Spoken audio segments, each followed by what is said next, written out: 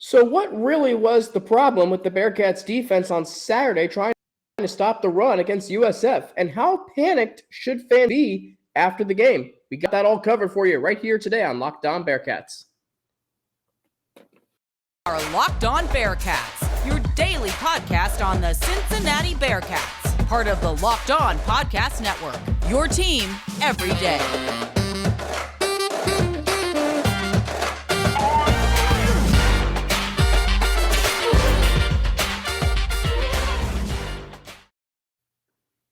Well, we thank you very much for making Locked On Bearcats your first listen of every day. We are free and available everywhere that you get your podcast and on YouTube. Don't forget to subscribe to our Locked On Bearcats YouTube channel, where we are up to 535 subscribers and counting. Today's episode of Locked On Bearcats is brought to you by BetOnline. BetOnline has you covered this season with more props, odds, and lines than ever before. BetOnline, where the game starts. I'm Alex Frank, your host each and every day. Russ Heltman, my colleague at AllBearcats and Sports Illustrated, joining me today as he does every Thursday for our weekly conversation about the Cincinnati Bearcats. They're coming off a 28-12 Florida, but it did not come easily at all for Cincinnati. In fact, the Bearcats gave up over 200 yards rushing to the Bulls. So, Russ, I'll ask you first, what was the main reason why the Bearcats struggled to stop the run against USF? Alex, Locked On Bearcats listeners, great to be back on the show. 28-24 victory, very narrow. First time in a long time that this team has trailed at the half in a home game at Nippert Stadium, but they're able to get it done despite the touchdown deficit going into the first half locker room. And a large part of the Bulls' production was, I think, attributed to Jerry Bohannon. The fact that this guy put up 117 yards on 14 carries, he was doing a great job of running that read option game for the South Florida Bulls. And they clearly, Alex, I think, recognized the game plan that Arkansas used with KJ Jefferson, his ability to punish the Bearcats up the middle using that extra blocker in the run game and be able to take out this 3-3-5 defense and spread them out a little bit wider than they would have liked to open up those middle of the field rushing lanes. And we saw that on Saturday. And then on the touchdown run, 50-plus yards, we had Jaquan Shepard and I think it was Brian Threats get a little mixed up on the back end there. And then Eric Phillips hesitated just long enough for Bohannon to recognize it, get around the edge, and scamper there for that touchdown. That was almost detrimental to the Bearcats' hopes of extending their home winning streak to 30 games and conference winning streak to 18, which they were able to pull off because of strong defense down the stretch there. And of course, the running game of their own coming to the savior of the Cincinnati Bearcats in the final quarter.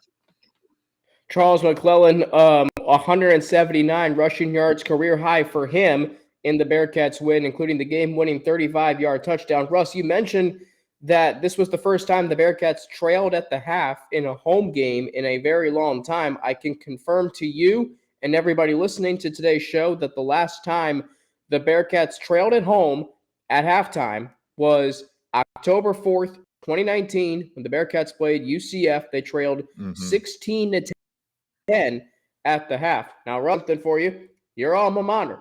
The last time the Bearcats trailed at home in the fourth quarter game, September 22nd, 2018, against Ohio. And that game, to me, Russ, it's interesting the parallels here because the Bearcats won that game. And I think that really kind of was a building block, a cement block in the culture that's been established here by the Bearcats. This game on Saturday, with the culture that's been in place for so long and the winning that has taken place over the last 4 years, I think that's pulled this one off for us. Am I right? Yeah, it was a culture win. It was a program win. And obviously, when you look at the fact that you have Corey Kiner go down, you have Tyler Scott go down, you lose multiple receivers, you lose Ben Bryant in the fourth quarter. The entire program had to come up in terms of second, third string guys, elevate their games, and really come and meet the moment. And that's exactly what they did against the South Florida team that Spencer Tuckerman of Bearcats Media, I think the director of their media services, did a great write-up after the game, just talking about the 20-year history with South Florida and how this team has been entrenched with UC across multiple conferences, multiple decades, and they were going to give them all they could possibly have. And it took the power of UC as an overall program under Luke Fickell, what he's recruited since 2019, 2020, 2021. A lot of those different names had to make plays in this game. And a player that we really didn't talk about at all on this show, I haven't talked about him much in my writing throughout the season, Ty Van Fossen, comes out of nowhere, has not out of nowhere, he's a starter, but has a career high 16 tackles, 7 solo tackles, was a huge final line of defense on a lot of Bohannon runs when he was in the open field, and Van Fossen was able to amass a lot of those solos against Bohannon in key situations. So it was a lot of guys that you don't necessarily hear about or expect to see making huge plays week to week, but they answered the bell. And for example, Ivan Pace Jr., they had a great game plan for him. They were smacking him in the mouth at the second level. They were bringing the pain to him, as opposed to the previous teams this season, letting Ivan Pace and his bullet type of mentality bring the impact to them. And overall, the depth and levels of acclimation in this program to know what your job is, know who you are as a player, and be able to bring those skills to the forefront when you're called upon. It was all put on perfect display and encapsulated by the fact that Evan Prater, guy barely even is able to take, he barely had taken snaps from under center in practice. He has to go learn how to do under center snaps in the middle of his first call to action, really, for the whole season. And they were able to keep adapting and able to keep the train on the tracks in that sense. So the fact that they were able to pull out that win, trailing, without your starting quarterback, having to put in Evan Prater, not that you don't trust him, but in any situation on any football team, that's not exactly a place you want to be. But when you can escape it and have the fires of that experience harden you going forward into this idle week and going forward into the toughest stretch of the season, conference-wise for this Bearcats team, it can be looked at as a really positive impact and a positive experience, I think, in that final hour of action at Nipper Stadium. Sometimes you're going to have games that you have to pull out, by the skin of your teeth. And I think about what's interesting to me, Russ, and I noted this on a piece I wrote for AllBearcats earlier this week, that one thing I'm really seeing is the recruiting that has been done over the years has really come into fruition. And I say that because you look at Saturday's game in particular. Who stepped up and helped the Bearcats win the game? Fossen. I'll mention 2 players who I mentioned as my stars of the game on Saturday. Javon Hicks, and not to mention he's a Cincinnati kid, played at Colerain High School. Russ, do you remember his first game as a Bearcat, first start against UCLA? James Wiggins goes down, and I noted this earlier this week. Javon Hicks, in his first career start, fumble recovery, interception. Just thrusted right in, seamless transition. All right? And then how about this, Russ? And I'm not sure how many people have talked about him this week in terms of heroes of the game. Mason Fletcher. Russ, he had 3 punts on Saturday. How many of them landed inside the 20, Russ? Do you remember off the top of your head? I think it was all 3, right? And he had 2 inside the 10. I mean, he was darting them in there, and he was a huge special teams weapon. Yeah. Russ, he has 28 punts this year. 12 of them have landed inside the 20. Actually, it might be 14. Pretty good. But regardless, I would say so. So it's just interesting to me, Russ, how the recruiting that we said earlier in the offseason was going to have to come into play in order right now, and it has, and then some, and Saturday was a perfect example of that. Yeah, it was, and it's just goes to show it's one thing to have highly touted recruits and have guys that you say on paper you rely on, but the fact that you can see it in actual motion on the field and it doesn't seem like they're dropping a beat. It doesn't seem like they've fallen off precipitously. We talked about this last week in terms of defensively, from losing 7 starters last year to what you have this season. You just reload, keep going with the recruiting base that you are very confident in. And on top of that recruiting base, it's the coaching acumen, it's the coaching staff, it's the practice mentality, the fact that all of these guys, 3rd string on up, are playing in practice like they're going to play in the game on Saturday, even if they never see a snap. And so that goes to allow guys like Evan Prater to come right in and be able to steady the ship and be able to lead a touchdown drive and a game-winning milk clocking drive in the 4th quarter. It allows guys in the receiver position to step right in and make some plays. So the fact that you have just so much stable confidence if you're a coaching staff in the ability to go to a second string guy, a third string guy, and not have it miss a beat. I think it just breeds more confidence and it breeds a lot of, I would say, sighs of relief for every other player in the locker room, where they're thinking, all right, if this one guy goes down, for example, like the Rams, or for example, in the NFL, LA, if Jalen Ramsey goes down, if Aaron Donald goes down on that defense, it's a wrap. It's completely changed. But Malik Van goes down, Eric Phillips and company fill right in. You lose multiple starters, like I mentioned, they fill right in. Offensive line wise, Gavin Gerhardt steps right in for Jake Renfro. A little bit of a drop off there, but not that much. And so all of these things make you very confident as a player on that team, knowing that even if someone does go down in the heat of battle in the most important moments in the fourth quarter, their backup is going to be able to come in and play like a starter. And that's what he did. All right, so speaking of that, we'll talk about the quarterback situation. Evan Prater had to finish the game for Ben. We'll talk about what that means going forward. And I know a lot of people are going to perk their ears up a little bit, because when they hear, what does this mean going forward, they might think, well, does Evan Prater get more playing time? Maybe start. We'll see if that's the case. But we'll get into that after a word from betonline.net, your number one source for football betting info this season. Find all of the latest player developments, team matchups, news, podcasts, and in-depth articles and analysis on every game you can find. And as always, BetOnline remains your continued source for all your sport wagering information, with live betting and up-to-the-minute scores for every sport out there. It's the fastest and easiest way to check in on all your favorite games and events, including MLB, MMA, boxing, and golf. Head to betonline.net or use your mobile device to learn more. The game starts. Russ Heltman, my colleague at AllBearcats and Sports Illustrated, joining me today. Alex Frank with you, your host of Locked On Bearcats, each and every day, free and available everywhere as you get your podcast. So, Ben Bryant, a struggle on Saturday, but nevertheless still threw for 2 touchdowns, 2 crucial touchdowns, if you will, to Jaden Thompson, who, I mean, practically just, as Justin Williams said, undressed 3 players, and then Nick Bardner with a touchdown catch. But Ben Bryant leaves the game late with, we don't know, or we weren't told what the injury is. I think one can suspect what it is. Prater comes in, finishes the game, leads the Bearcats to a come-from-behind win. So, Russ, the proverbial question that's being asked around Clifton, does this do anything to the quarterback room going forward?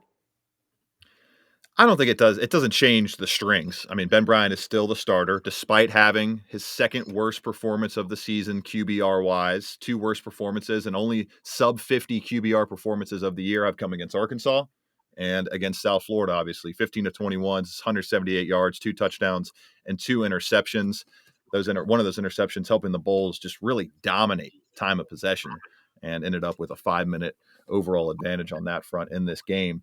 But I don't think it really changes much. Sure, Evan Prater, I think you and I have been in lockstep with this, and I would say even before this performance of guiding the team to their 30th straight home victory, deserved maybe 4 to 5 quarterback reads, run pass options here or there in the flow of the game. And I think that's something that you would like to see Gino Guidugli, Nate Letton, the rest of this coaching staff offensively come up with a plan and come up with a flow game plan wise that would allow Evan Prater to get in there like that. He was able to have a 9-yard read option run in the time when Ben Bryant was entrenched as a healthy starter in the game against South Florida on Saturday, and he almost broke it inside the red zone for a touchdown. So the fact that his legs give you so much of an advantage, and it was so obvious watching South Florida in those final 2 drives of the fourth quarter, just keying in on Evan Prater, really committing to the run, committing to the fact that Evan Prater gives you an advantage in the box against the defense. It gives you that much more an advantage offensively. So the fact that it is a weapon, it's a defined weapon that they have in Evan Prater. I think it would be malpractice not to put that weapon out there 4 to 5 times a game. But like I said, like you and I have said for the past month, past 6 weeks, Ben Bryant has done more than enough to continue hanging on to this job. He's done more than enough in my eyes as a top 10 PFF graded quarterback in the country to maybe warrant some NFL looks if he can bounce back and really show what he's made of in 2 road games against UCF and against SMU, first off against the Mustangs next Saturday. So the fact that Evan Prater came in and did the job that he did makes you really happy as a Bearcats fan. It might make you think, hey, we'll perk up with that quarterback controversy again. but I just don't see it. I don't see it happening. There's been no inclination that they would go to a 2 QB system, and that's the only type of scenario where I could see Evan Prater getting 10 plus snaps a game in this offense outside of, like we just saw, Ben Bryant taking an unfortunate injury in a game.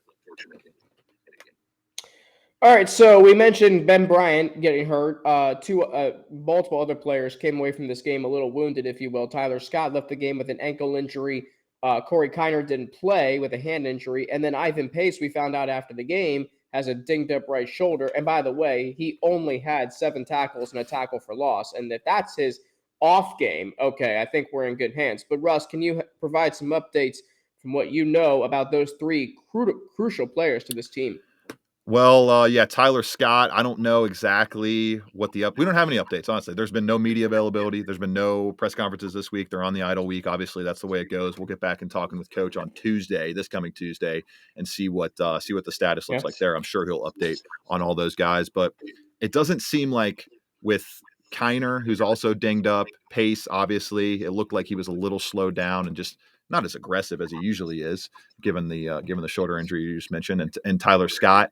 All 3 of those guys, it does not seem to me, Alex, like it's going to keep them out for the rest of the month or even past the bye week. So knock on wood, maybe one of those 3 or a couple of those 3 players end up missing 1 or 2 games possibly, but I wouldn't suspect it being a multiple game injury, or even I would be surprised if we don't see all of them against SMU on October 29th. By the way, thank goodness that's a noon kickoff, because if we had another 7 o'clock kickoff or a 9 o'clock kickoff on ESPN2 or I don't like the late kickoff games. Noon kickoffs are great because the Locked On Now is posted by 4, the recap is posted by 6, and then I can go eat my Chipotle on Saturday night and not have to worry about anything.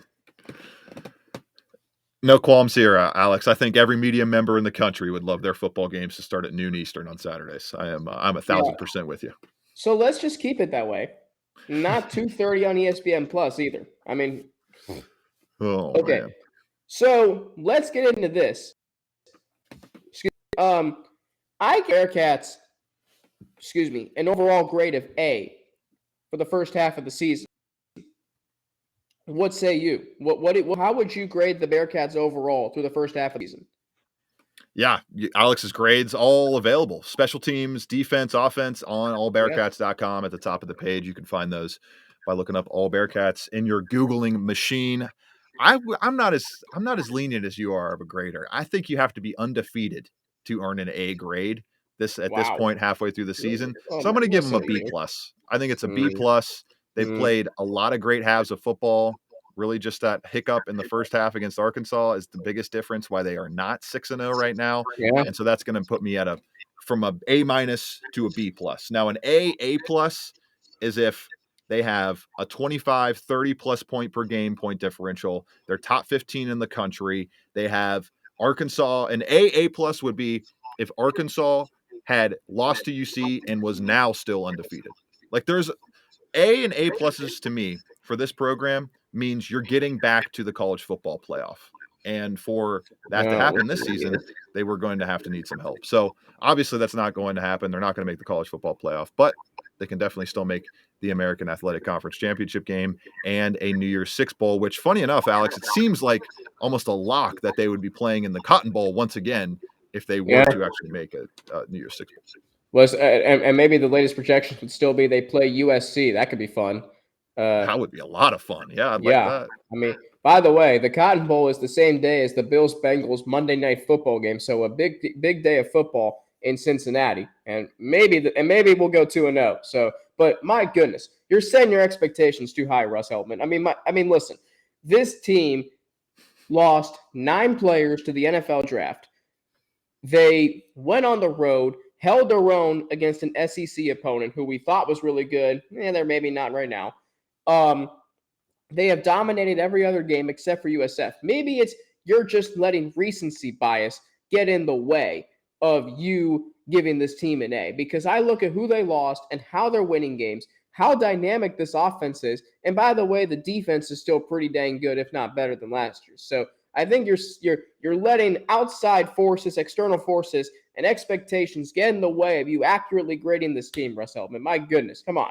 B plus. Two, This team is B 5 plus. and You got to cover some spreads as well to get me in the A territory. 2 out of 5 covering spreads this season, Alex. Cover the 2 out of spread. 5, Okay. and they are missing the spread cover by No. double-digit points on average this season. So, given what they did against USF on Saturday, so Okay. yeah, I mean I think they would agree with me. The standard has been set. The standard is the college football playoff for this program, But they're not and they going to are go obviously in the not going to meet that American. standard. They're not going to go this year. They could have gone. I said to people earlier this week, they could go undefeated this year. They're not going to the college football playoff. That's just the way it is. That's an indictment on the American Athletic Conference, which we know is not very good.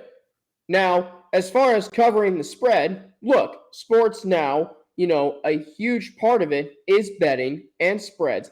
I get all of that. But don't let that be the deciding factor in what grade you give this team. Sure, do I pay attention to spreads? Yes. Do I pay attention to over-unders? Yes. Do I pay attention to sports betting? Yes. Maybe less than I should. But I look at play on the field, Russ. I look at play on the field. They have a 53-point win over an FCS opponent who, by the way, now might be a member of Conference USA down the road. They have a 21-point win over their arch rivals. They beat a Big Ten opponent by 21. I don't care if Indiana stinks or not. That's a 21-point win. And they have a 10-point win on the road in conference play against a pesky Tulsa team. And they, USF, say what you want about it, but they won the game. And they only lost by 7 on the road to Arkansas. So, excuse me, but my leniency should be, in fact, it is. I'm going to give it an A. All right. Agree to disagree. Moving on. So, yes. Okay. So, how much do you actually, you know what? We'll consider that a tease. We'll come back and ask you those 2 questions after we hear from 2 of our sponsors. Locked On Bearcats on a Thursday. Russ Heltman joining me as usual on Thursdays. And Russ, I believe you're joining us tomorrow too for our All Bearcats basketball preview, correct? That we are. I'm loving it. Becoming a staple on the Locked On Bearcats feed. I'm all for it. I love it. Nice little partnership we got going on here. It's been fun. This is very good. This is very good. So tomorrow, Russ Heltman and I, maybe our buddy James Rapine will join us for some basketball talk. We're going to talk some hoops, basketball preview because it's the bye week and we got to find content somehow. So we're like, you know what? Basketball season, is it like the season is less than 4 weeks away? Yeah. I mean, as of this recording, I think we're about 26, 25 days away, something like that. How about that? All right. So how much, because this is something I noted earlier this week, I wrote in Bearcats. How much do you worry about the long stretches where this team doesn't score or the slow starts like at Arkansas or USF that they get off to? How much do you worry about those things going into the second half of the season?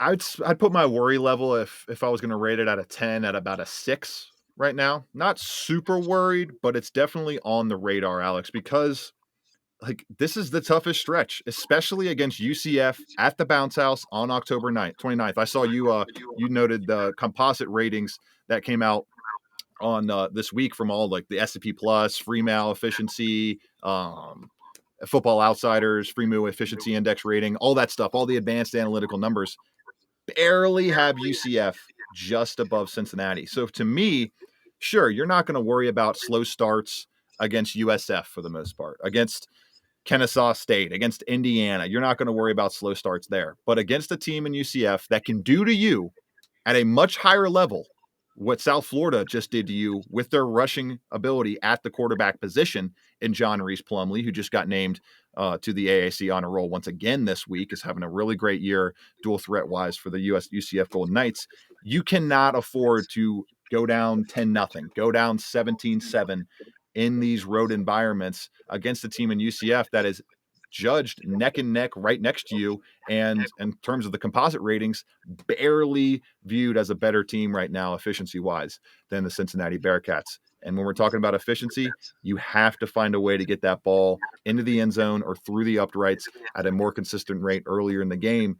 Going into this bye week, it couldn't have come at the more perfect time. And in terms of that worry about the actual issues, to me, I don't see one root cause that they can stamp out. It's just a false start here or there, a holding penalty here or there, a missed assignment here that leads to a tackle for loss in the backfield there. It's just little itty bitty things that can get them knocked off of their rhythm, get them knocked off the drive consistency, and get them away from the end zone and putting the ball back in the opponent's hands. So I'm a little bit worried about it, Alex, especially going into this stretch, but it's quelled a bit because they're not overarching headaches that they can kind of glaringly look at and say, this is a huge issue for us. And those miniature headaches can get much more easily hammered out, I think, with this stretch of idle play. You can get a little bit more healthy. And maybe that's what it is. You're a little bit banged up. You're 6 weeks into the season. You're starting to play a little sloppy. Your eye isn't as much on the prize. And now you can refocus in these 7 days where they don't have to worry about a game. Yeah. Well, that UCF game is going to be absolutely, absolutely enormous. I mean, it very well could determine who has home field in the championship game. And you're going on the road. It's going to be a tough environment. That stadium, Russ, that Saturday, I don't care what time the game is, noon, 3:30, 7:30, it's going to be loud. And we know that. So here's another question that I want to know. So we talk about long scoring stretches or slow starts, but what's another thing that you want to see different in the second half of the season that we see as much in the first half?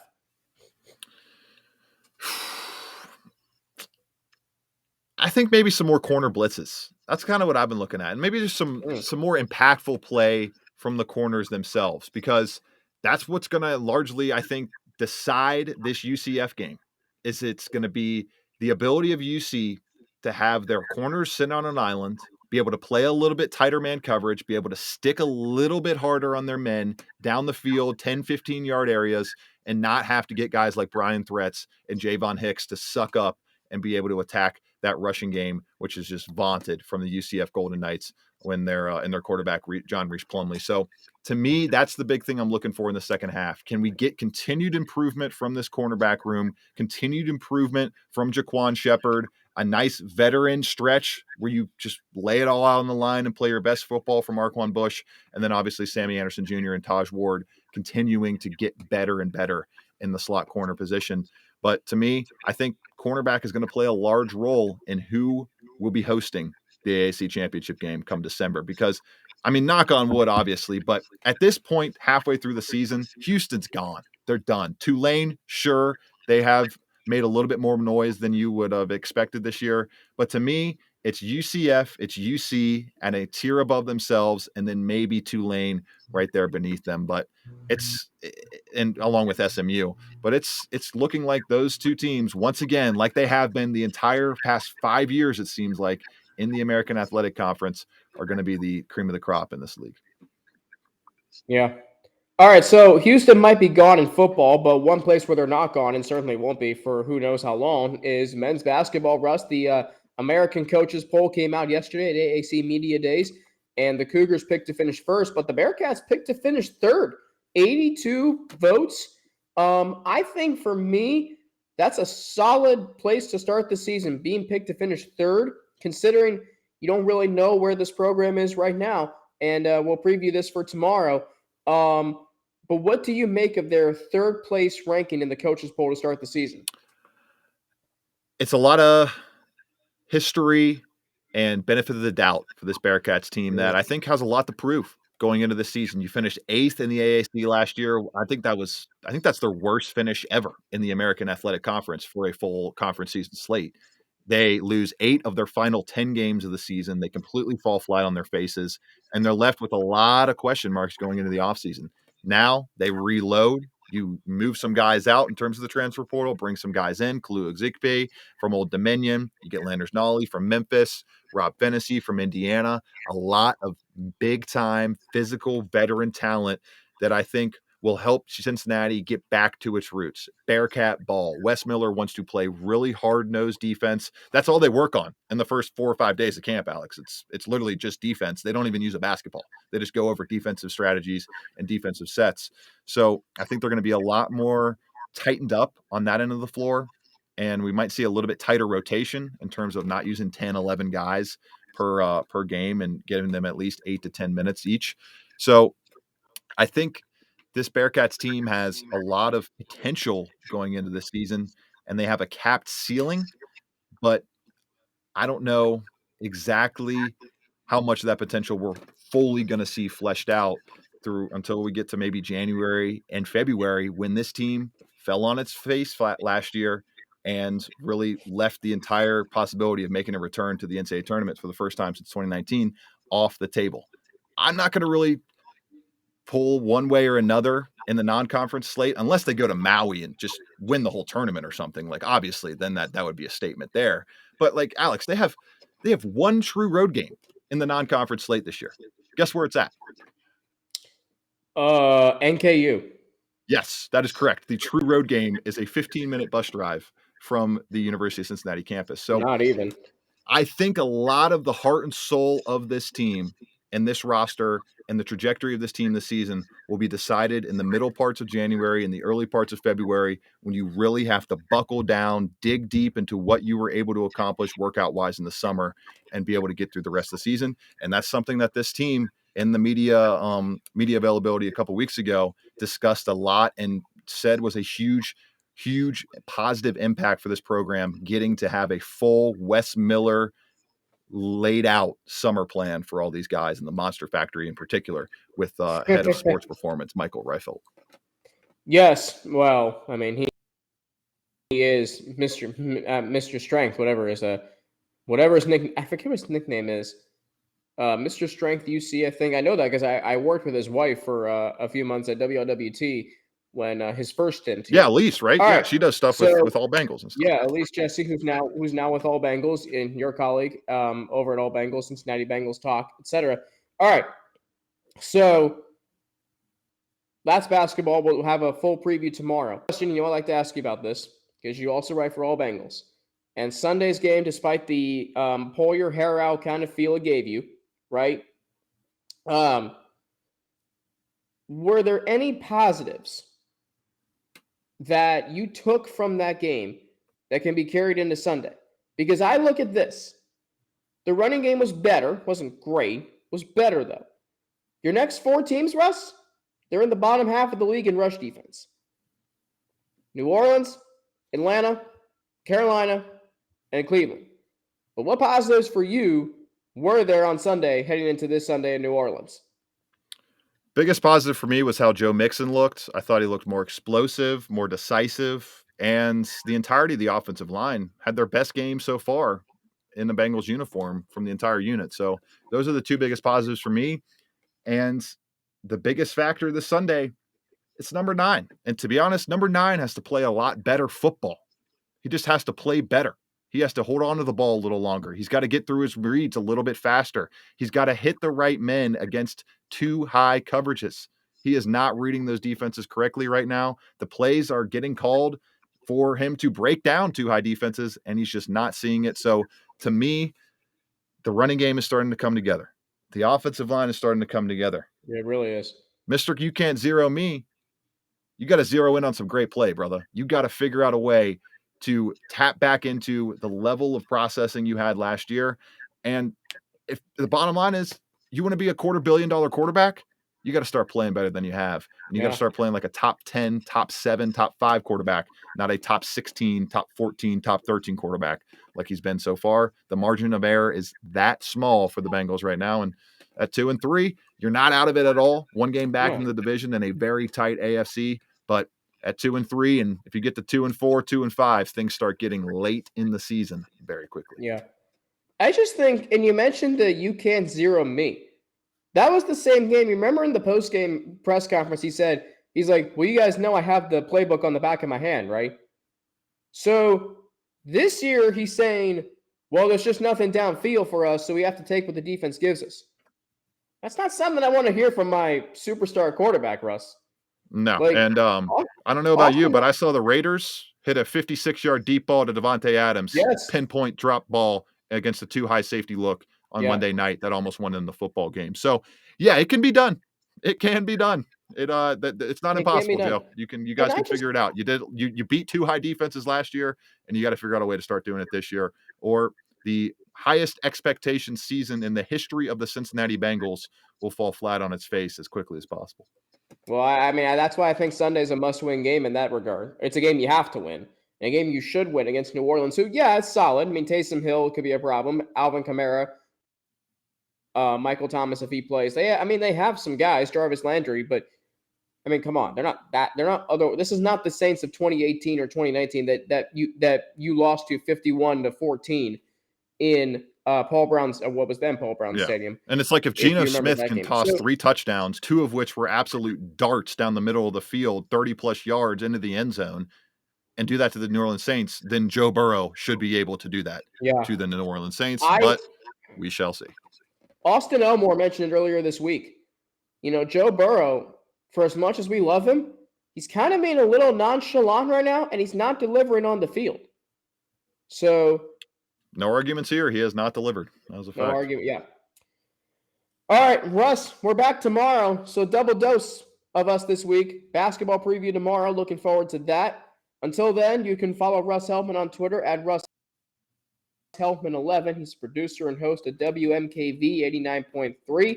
And, of course, he's my colleague at AllBearcats and Sports Illustrated as well. Russ, thank you so much. And we will talk to you tomorrow.